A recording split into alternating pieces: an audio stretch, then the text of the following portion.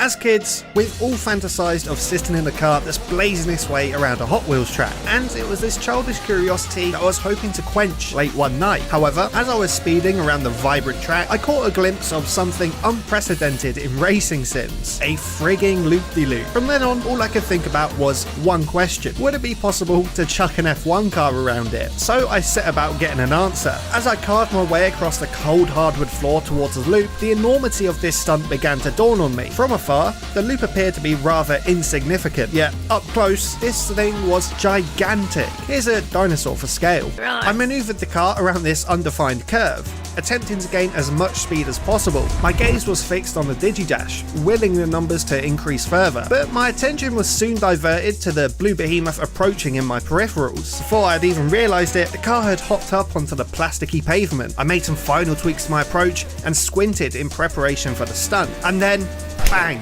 It's like the car just hit a brick wall. An anticlimax for sure. However, I believe we all know what had occurred. The car is simply too low, and the long nose of the 2022 F1 car proved unable to follow the trajectory of the Hot Wheels track. But these were just teething problems in the attempt at looping an F1 car, ones that could be rectified pretty easily due to the highly tunable nature of this pinnacle of the automobile. All we had to do was head back to the pits and set every single suspension setting to 11. However minimal these changes may seem in effect, hopefully they should make at least some difference. And so I punched it down to the loop again, trying to squeeze out the miles per hour. I was hoping, nay, I was praying these tweaks to the configuration of the car would actually make a difference. And no. Well, that wasn't supposed to happen. Let's give it another go, shall we? I'm beginning to notice a pattern here. Maybe it wouldn't be doable after all. However, I wasn't prepared to go down without a fight, if not out of sheer determination, but stubbornness. This challenge wasn't even intended for a video, but my own personal satisfaction, and I was willing to spend an unfathomable amount of time attempting to do this loop. Logically thinking, we had already changed the setup, but it didn't bear any fruit, so what was the next big thing we could change that would improve our chances? Of course, it was the speed. In every single attempt so far, I had been absolutely gunning it, so I knew I had to go a bit slower. I approached the loop at a rather pedestrian feeling 170 km per hour. That's 105 miles per hour for my colonial brethren. And as my car clambered up onto the plastic, I was bracing for the shockwave of force feedback to jolt my arms. But I didn't feel anything. That means we had finally done it. The car had actually entered the loop, and it actually turned upside down. And then it remained that way. Unfortunately, 170 km per hour isn't fast enough for the centripetal force to glue the car to the loop. And of course we couldn't rely on the downforce of the F1 car because it just simply wasn't going fast enough at the top. So we needed to experiment a little further and find the ideal speed. It should be relatively simple, right? We just need to find that sweet spot between 170 and 250 km per hour. Well, not quite.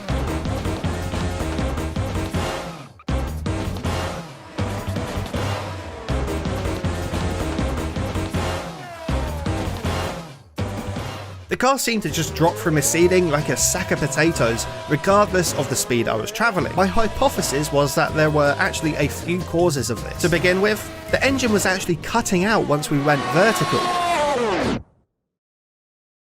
But more crucially, however, my angle of attack was all wrong. To get around the loop, we must clearly turn right. However, steering was next to impossible since the engine was cutting out and we were grounding out somewhere near the top. So I devised a little bit of a plan. Firstly, I needed to leave the car redlining in 4th gear on the run-up. This will allow us an entry speed of around 210 km per hour, which seemed like a good starting point. Secondly, I needed to massively loop the approach, so I would enter on the left side of the track, giving us more room to turn right. And finally, at the last possible moment before ascending, I would violently turn right. In an ideal world, this would be enough to get us up and around pretty cleanly. So I followed the plan to a T, but disaster struck, and once we started ascending, the car straightened out once again. Our efforts were seemingly futile despite the setup changes and our plan. But thankfully, the sim racing gods were on our side, and somehow we managed to cheese our way around the loop, wall riding the entire way just like a Forza kid would. And as I heard the engine re-engage, I knew we had made it around the loop.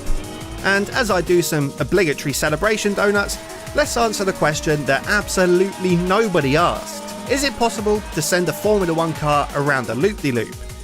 Well, probably not in reality. But do you want to know what is possible? A 20-year-old rally sim still being the best in the business. If this sounds impossible to you, you need to watch this video. Oh, and don't tell anybody, but the best part is it is absolutely free. Click on this video and don't miss out.